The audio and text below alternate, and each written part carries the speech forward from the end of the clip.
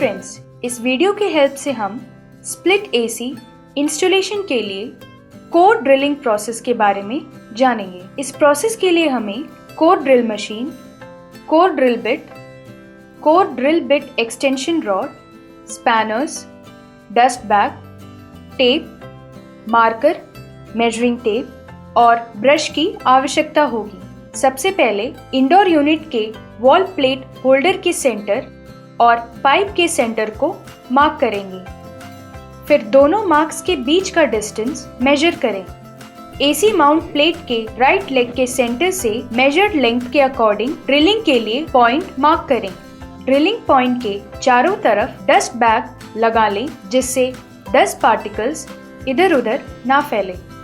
अब carefully core drill machine को approx 75 degree पर होल्ड करते हुए ड्रिलिंग स्टार्ट करें। कोर ड्रिल बिट की लेंथ 4 से 5 इंच के होल के लिए होती है।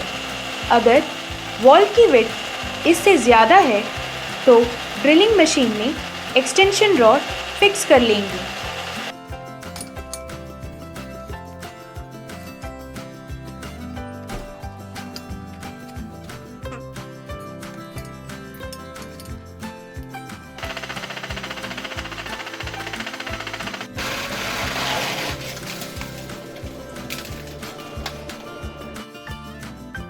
ड्रिलिंग करने के बाद आसपास के डस्ट को ब्रश से साफ कर लें और डस्ट बैग को ध्यान से रिमूव कर लें।